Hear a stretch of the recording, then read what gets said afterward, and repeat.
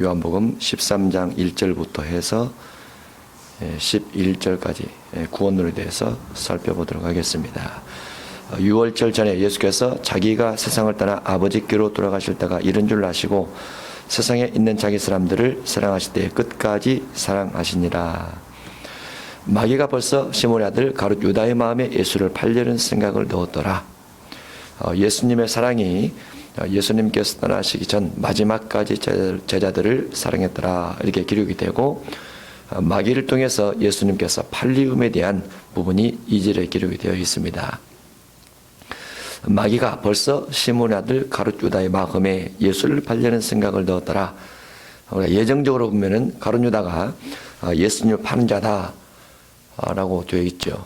그렇지만은 예수님의 제자임에 틀림없습니다. 그리고 마태복음 10장에서는 예수님이 가룟 유다에게도 12제자를 다 불러 똑같이 능력을 줬기 때문에 능력과 권능을 주셔서 질병을 치료하고 귀신을 제하는 권능을 줬기 때문에 성령을 통해서 그와 같은 일을 했더라, 이렇게도 볼 수 있죠. 그러나 그가 마음속에 예수님을 팔려는 생각에 대한 마귀의 묘에 넘어가게 되고, 그를 따라서 결국은 심판을 받는 자가 되었다, 이렇게 볼 수 있습니다. 만약에 우리 마음속에도 마음속에 누군가를 팔려는 생각이 들어간다고 하면 그것도 역시 마귀의 미혹을 통한 우리가 믿는 자지만은 또 성령 받은 자지만은 구원에서 제외될 수 있다, 이렇게 볼 수 있습니다.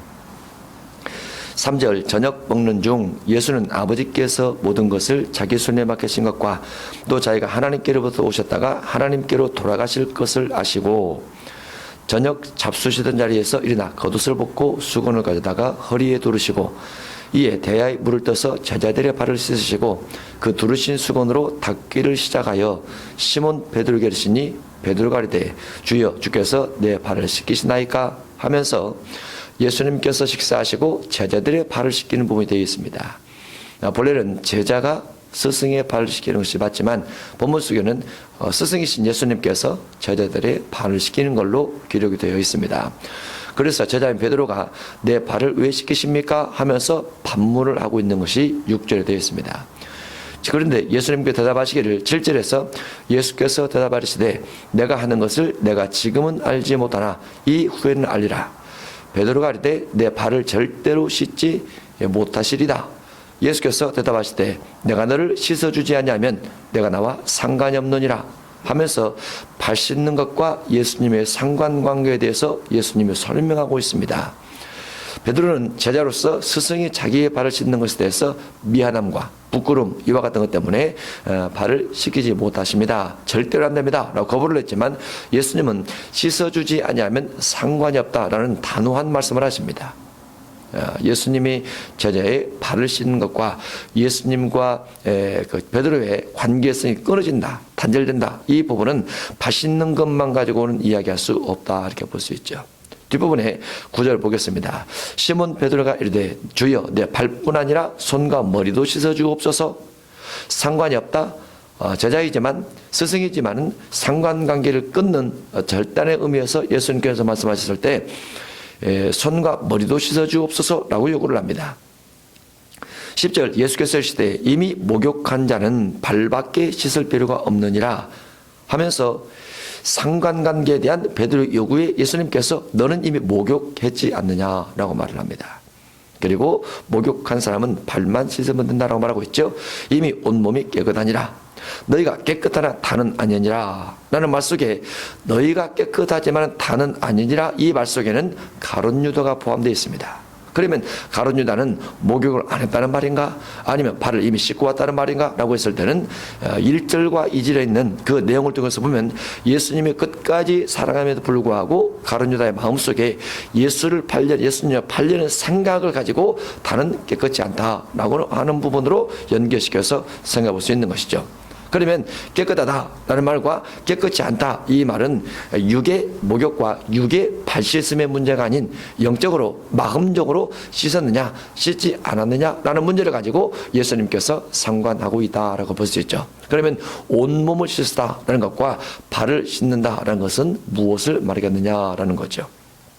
여기에 구원이 담겨 있다라고 볼 수 있습니다. 왜냐하면 나와 상관이 없느니라, 이 부분 때문에 구원이 적용된다라고 볼 수 있죠.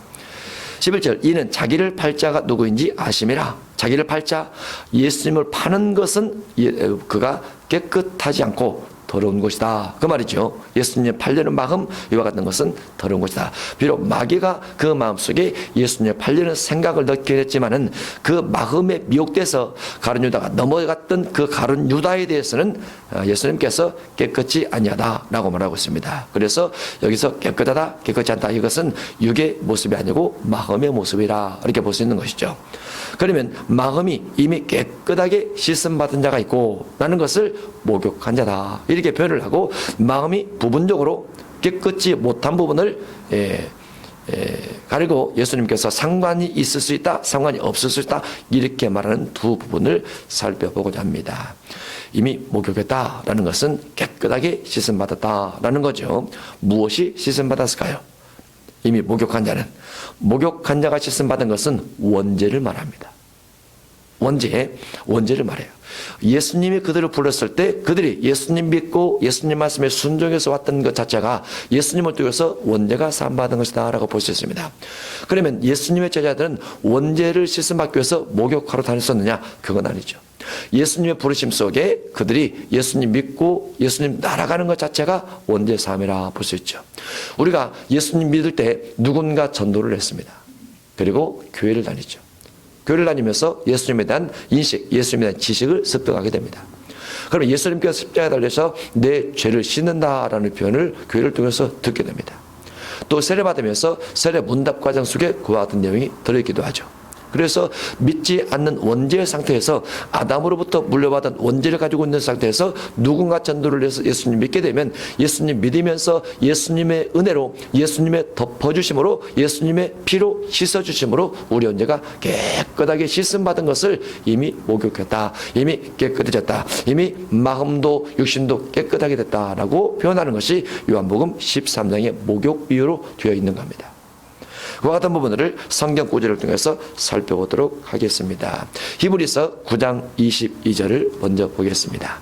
율법을 따라 거의 모든 물건이 피로써 정결하게 되나니 피 흘림이 없은즉 사함이 없느니라. 아멘. 구약은 짐승의 피를 통해서 죄인들의 죄가 사함받습니다.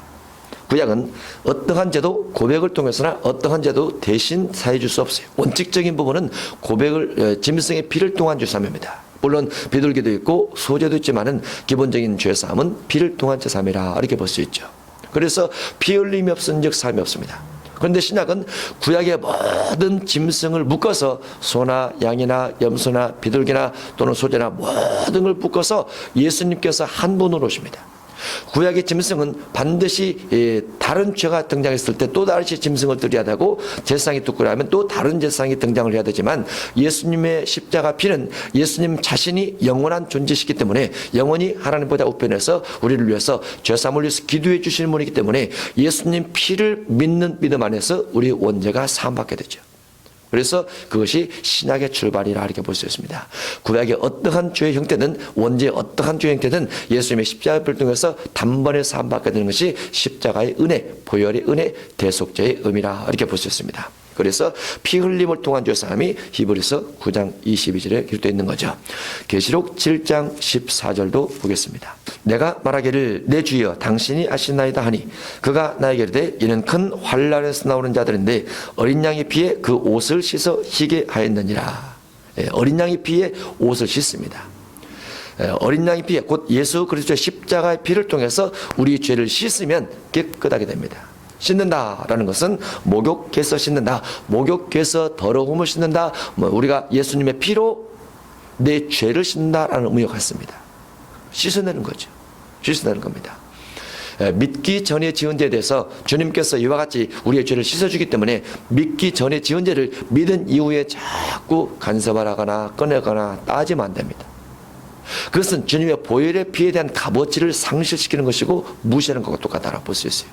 그래서 믿기 전에 지은 죄에 대한 사함에 대한 완벽한 믿음과 우리 마음속에 깨끗함, 거룩함, 이와 같은 마음을 간직하는 것이 옳다라고 볼 수 있습니다. 로마서 3장 23절입니다. 모든 사람이 죄를 범하였음에 하나님의 영광에 이르지 못하더니, 모든 사람 원죄성입니다. 이 모든 사람 속에는 로마서 1장과 2장 속에 들어있는 모세 율법을 가지고 있는 유대인들도 포함합니다. 그리고 로마서 3장에서 진행되고 있는 원죄를 가졌던 이방인들도 포함이 됩니다. 그래서 모세 율법 가진 자들이나 원죄를 가진 이방인들이나 누구든지 교회 안에 들어와서 예수님을 영접하게 되면 이라는 부분이 24절 이후에 진행되는데, 어쨌든 모세 율법 가지고 있든 원죄를 가지고 있는 사람이든 누구든지 하나님의 영광에 이르지 못하는 죄성이다. 이것을 23절 부분에서 원죄라 그럽니다. 원죄. 그렇지만 24절에서 그리스도 예수 안에 있는 속량으로 말미암아 하나님의 은혜로 십자가의 속량을 통해서, 십자가의 피 흘림을 통해서 하나님의 은혜로 값없이 의롭다 하심을 얻은 자 되었느니라. 값없이라는 것은 대가를 치렀다 말이죠. 주님께서 대가를 치렀고 우리가 대가를 치르는 건 없습니다. 우리가 치를 대가가 없다는 것을 은혜라고 말하고, 주님께서 치렀다라는 것을 대속이라고 합니다. 그래서 주님의 십자가를 바라보면 내가 지은 죄로 말미암아 내가 우상을 숭배하고 하나님 외에 다른 신을 섬기고 믿기 전에 주의를 지키지 않고 하나님의 이름을 망령되 일컫고 또 믿기 전에 가정에서 부모님에게, 이웃에게, 형제에게 잘못했던 모든 것에 대해서 예수님께서 십자가에서 다 가져갑니다. 내 죄를 싹 가져가세요. 믿기 전 죄에 대해 싹 가져가세요. 그것을 짊어지셨다라고 표현을 하죠. 짊어지셨다. 예, 그래서 요한복음 1장에는 보라 세상 죄를 지고 가는 하나님의 어린 양이로다. 예수님이 짊어지신 거예요. 우리의 죄에 대해서 짊어지신 거예요. 네, 믿기 전에 지은 죄를 주님께서 짊어지고 가시면서 그 이유에서 나를 향해서 말씀하시죠. 너희 죄를 내가 싹 가져갔으니 은혜 받아라. 선물 받아라. 선물 받아라. 은혜 받아라. 네 죄가 없어졌느니라. 네 죄가 사해졌느니라 라고 말씀해 주죠. 그러면서 너는 나에게 죄를 던지기 전까지는, 내가 너의 죄를 가져가기 전까지는 너는 악한 죄인이었지만 내가 가져갔으므로 너는 의롭게 되었다. 너는 깨끗하게 됐다. 너는 내 피를 통해서 씻어졌다. 그래서 온 몸이 깨끗하니라, 온 마음이 깨끗하니라, 이렇게 말씀해 주신 것이죠. 그것을 은혜라 그럽니다. 예, 우리 죄가 사함받기 위해서 한 노력이 없어요. 전적인 주님의 은혜로만 사함받게 되더라. 그래서 은혜라고 말을 하게 되죠. 그래서 24절에 그리스도 예수 안에 있는 속량으로 말미암아 하나님의 은혜로 값없이 의롭다 하심을 얻은 자 되었느니라. 이 예수를 하나님이 그의 피로써 믿음으로 말미암는 화목 제물로 세우셨으니 해서 25절에 믿음으로 말미암는 이라는 단어가 쓰였습니다. 믿음으로 예수님께서 십자가에 죽으셨을지라도 나는 내가 지은 죄에 대해서 양심의 거리낌이 있어 도저히 대가를 치르지 않고는 살아갈 수 없다 라는 것은 잘못된 거란 얘기죠. 예수님이 십자가에 죽으셔서 내 죄를 가져가셨다는 것을 믿어주라고 말이죠. 내 죄가 아무리 크고 강하고 능력이 딸지라도, 많이 딸지라도 주님께서 내 죄를 가져갔다는 것을 믿어줘야지 내가 스스로 죄의 굴레 속에 빠져서 내가 내 죄를 가지고 참회를 하고 씻어내고 돌을 닦고 죄에 대해서 쓴뿌리를 계속 꺼내서 뭔가를 하고 이렇게 하지 말라고 말이죠. 그것은 십자가에 내 죄가 안 던져졌을 때 내 죄에 대해서 고민하면서 번민하면서 사는 습관 같은 것이지, 주님의 딱 능력을 하면 거기에 다 던져야 됩니다. 믿기 전 가지고 있었던 모든 죄성을 다 던져야 돼요. 물론 믿은 이후에 믿기 전에 가지고 있던 습관이 나옵니다. 그 습관은 우리가 싸워야 될 전쟁의 대상입니다. 전쟁의 대상. 믿기 전에 가지고 있었던 것과 싸우는 것이 아니고 믿은 이후에 나타나는 믿기 전 습성과의 싸움이죠. 습성, 마음, 습관, 고질적인 병, 유전적인 것, 믿은 이후에 나타나는. 그러나 믿기 전의 것은 하나님께서 그 피를 믿는 믿음 안에서 일방적으로 다 사해주신다. 내 조건과 환경과 과연 어떤 죄를 어떻게 얼만큼 짓는가를 일체 묻지 하시고 무조건 일방적으로 사해주십니다. 그 십자가의 피가 그런 엄청난 능력이죠. 인종과 민족을 조절해서 죄의 경량을 조절해서 무조건 용서해주는 그 대속의 피의 값어치가 있어요. 예, 그것을 우리가 믿는다고 하면 그 믿음은 마음의 생각입니다. 주님을 신뢰하라고 말이죠. 전적으로 맡기라고 말이죠. 씻음 받은 것을 믿으라고 말이죠. 깨끗하게 된 것을 믿으라고 말이죠. 예, 그 믿음이 꼭 필요하다라고 볼 수 있습니다. 그러면서 25절에 우리를 의롭다라고 해주십니다. 이는 하나님께서 길이 참으시는 중에 전에 지은 죄를, 예수 믿기 전에 지은 죄를 간과해 주신다. 넘어가 주신다. 없는 것처럼 여겨주신다. 간과하심으로 자기의 의로우심을 나타내려 하심이라. 하나님의 의로움을 보라. 흉악한 죄인이라도 단번에 죄를 사해주는 하나님의 공의로우심, 하나님의 사랑하심, 하나님의 자비로우심을 보라고 말이죠. 하나님 의로우심입니다. 곧 이때 자기의 의로우심을 나타내사 자기도 의로우시며 또한 예수 믿는 자를 의롭다 하려 하심이라. 그래서 하나님의 의로움이 우리를 향한 사랑으로 드러나게 되고, 우리가 죄를 가지고 있음에도 불구하고 다 무조건 덮으셔서 죄 없는 것처럼 여겨주시는 그 의로움을 보라라고 되어 있어요. 그래서 한 번 믿고 죄사함 받은 사람은 과거의 굴레 속에 빠져들면 안 된다라고 볼 수 있습니다. 로마서 4장 7절과 8절을 보겠습니다.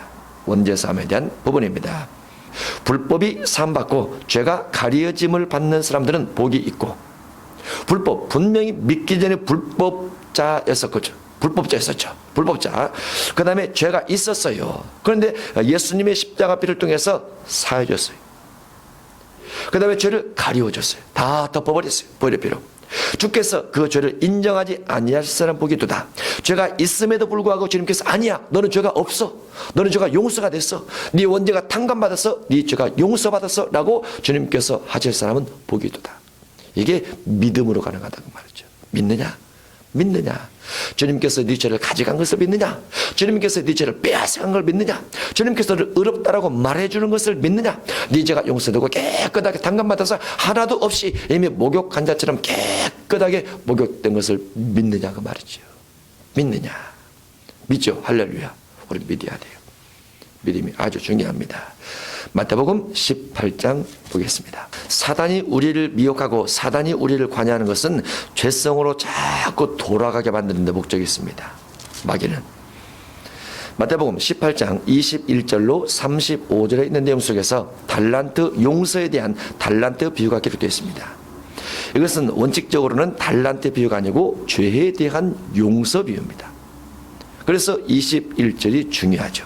그때 베드로가 나와 이르되 주여, 형제가 내게 죄를 범하면 몇 번이나 용서해 주리까? 7번까지 하오리까? 하면서 죄를 몇 번 용서해 줄까요? 라고 말합니다. 그때 예수님께서 예화를 들으십니다. 예화를 들으시면서 24절 이하에 10,000달란트 빚진 자가 있더라 라고 하면서 이 10,000달란트가 21절에 있는 죄의 분량을 말합니다. 죄의 분량, 큰 죄를 말하죠. 그리고 28절에 보면 100데나리온 동료 한 사람이 나옵니다.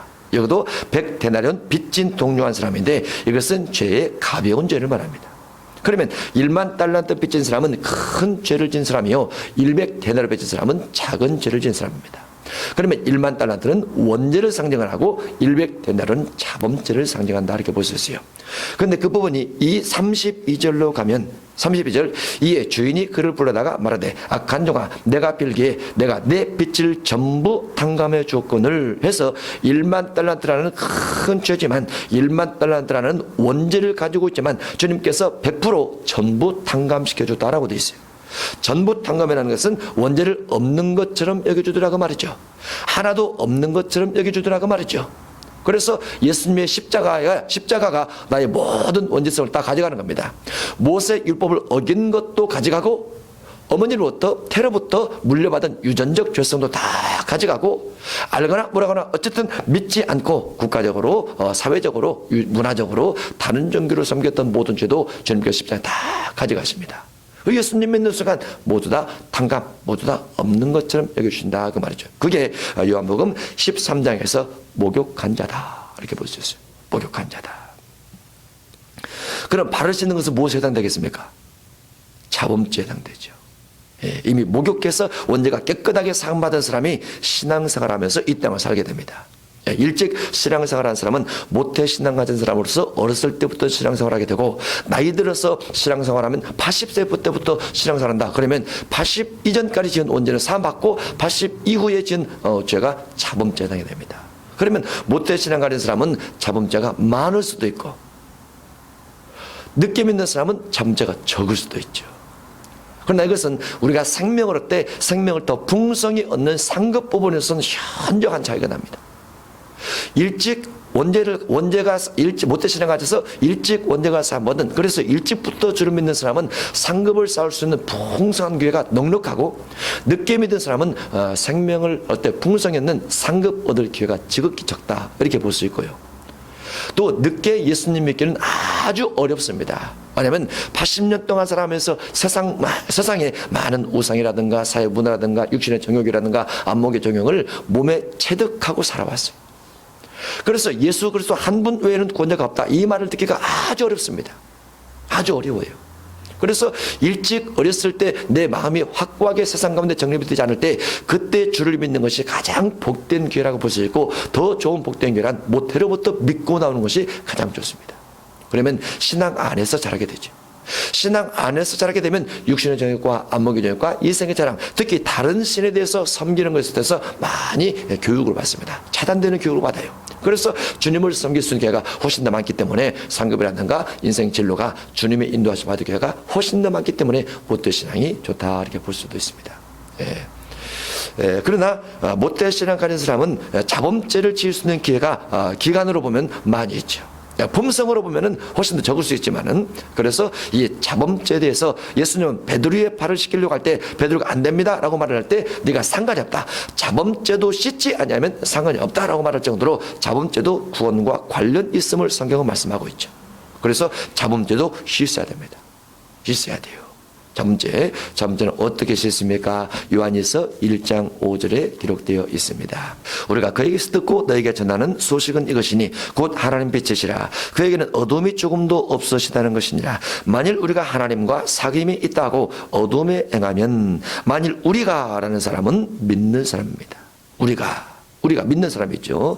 사도 요한이 썼던 편지이기 때문에 우리가 믿는 사람들이 하나님과 사귐이 있다고 어둠에 행하면 거짓말을 하고 진리를 행하지 아니함이거니와, 그가 빛 가운데 계신 것 같이 우리도 빛 가운데 행하면 우리가 서로 사귐이 있고 그 아들 예수의 피가 우리를 모든 죄에서 깨끗하게 하실 것이요 라고 했을 때, 빛 가운데 행할 때, 빛 가운데 행하고 우리가 서로 사귐이 있다라고 말할 때, 예수님 피가 우리를 모든 죄에서 깨끗하게 씻는다는 것은 어둠에서 빛된 삶을 살게 되면 자범죄가 씻음받는다라는 표현입니다.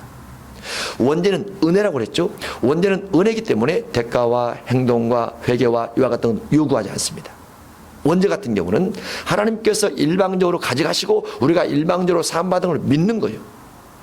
우리가 만약에 믿기 전에 지은 죄를 회개를 한다면 회개의 분량을 다 기억할 수가 없습니다. 다 기억할 수 없어요. 그래서 주님께서 덮어주신 것이죠. 물론 우리가 생각날 때마다 회개할 필요도 있지만은 그것이 원죄를 깨끗하게 씻는데 절대적 영향력을 미치진 않아요. 그러나 자범죄에 있어서는 반드시 여기에서 어둠에서 빛으로 나오면서 예수님 피를 통해서 씻어야 될 것을 말씀하고 있죠. 모든 죄에서 깨끗하게 하실 것이요. 만일 우리가 누굽니까? 믿는 사람이죠.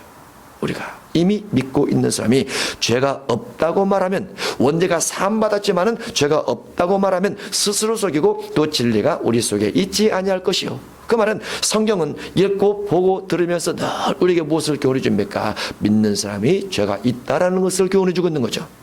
그래서 우리가 죄가 없다고 말하면 스스로 속이고 진리가 우리 속에 있지 아니할 것이요, 성경에 없는 사람이라고 말이죠.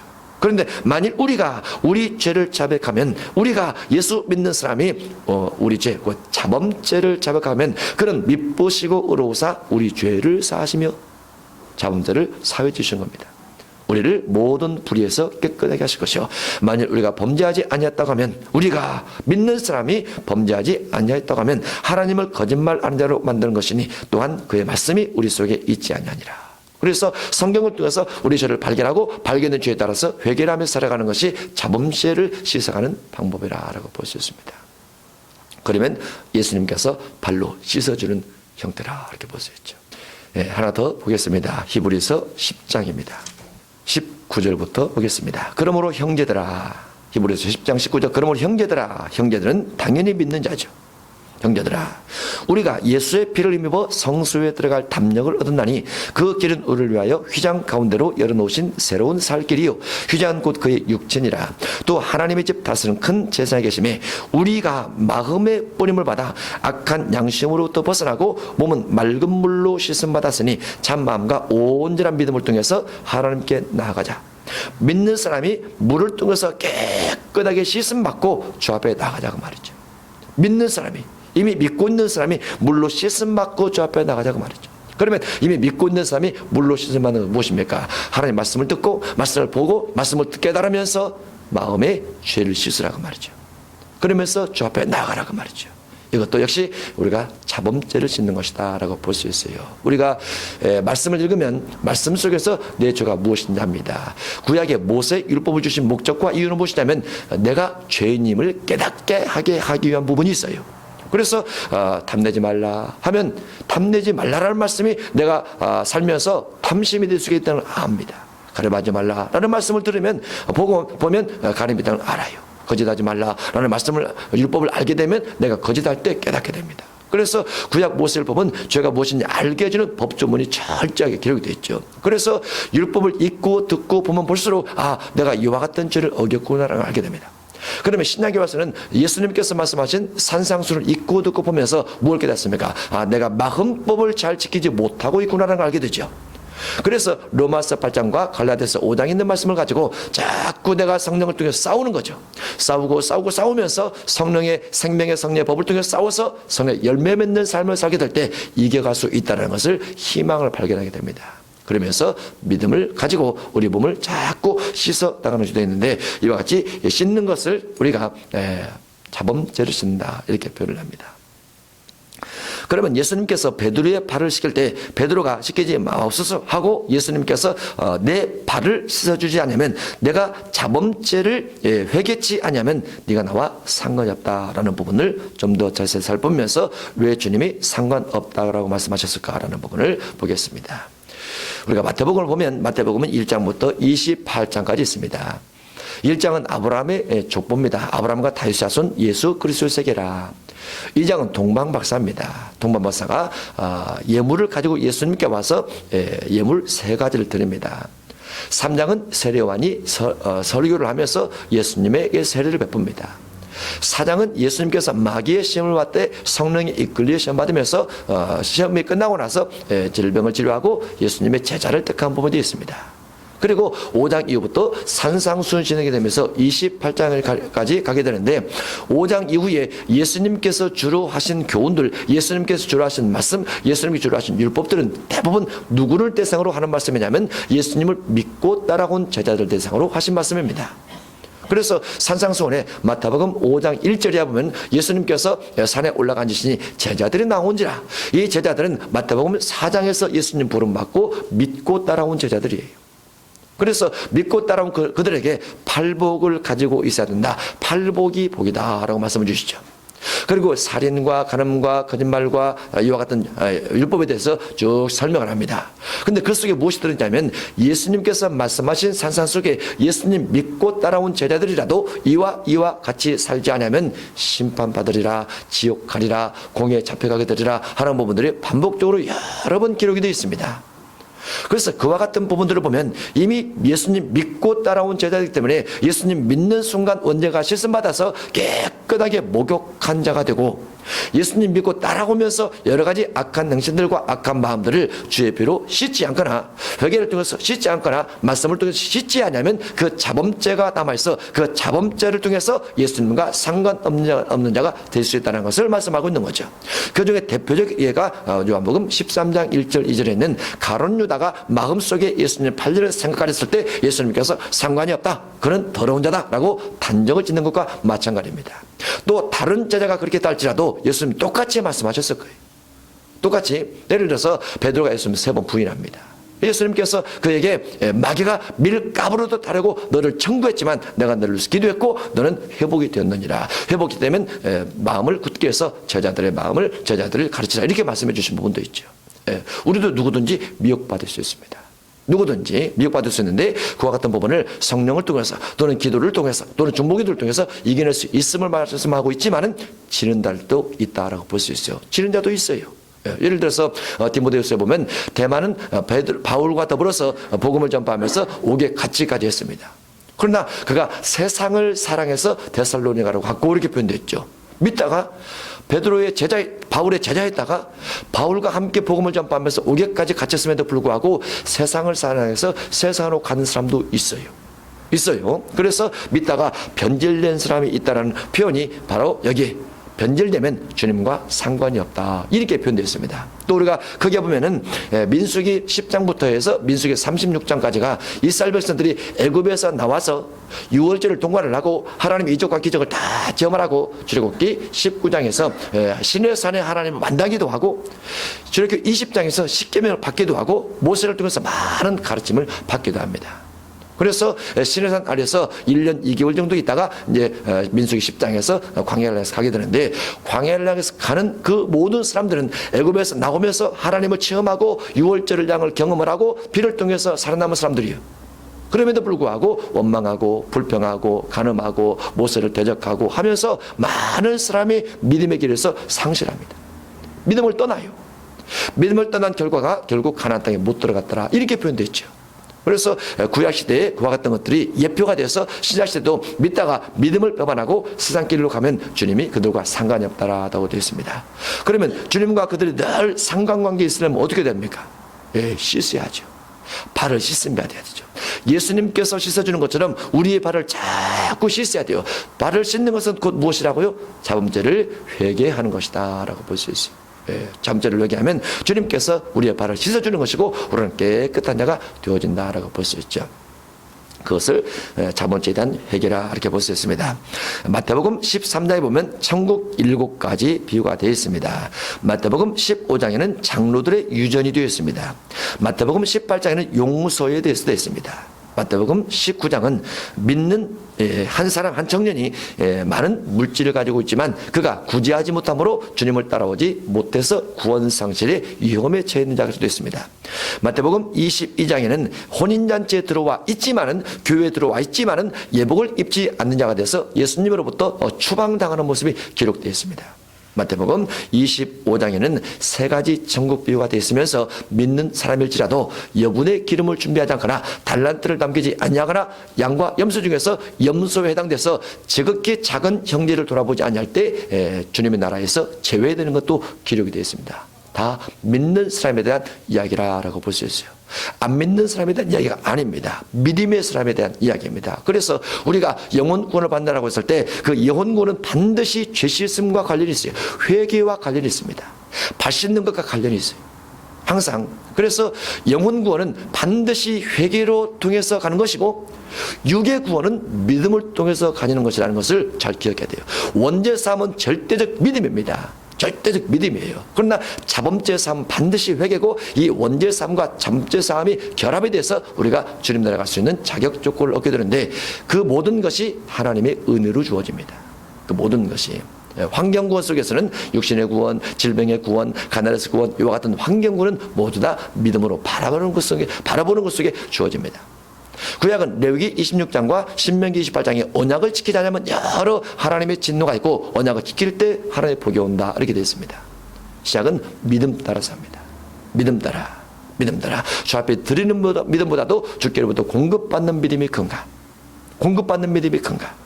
주께서 우리에게 주신 신령한 하나님의 은혜, 하나님의 능력, 하나님의 치유하심, 하나님의 권능 베푸심, 하나님의 축사하심, 이와 같은 것들을 믿음으로 바라보는 믿음이 있는가? 이것을 가지고 신약시대 복은 좌우된다 이렇게 볼 수 있습니다. 그래서 이 믿음, 그 다음에 언약, 이 2가지를 양분해서 잘 우리가 분별할 필요가 있다 이렇게 볼 수 있습니다.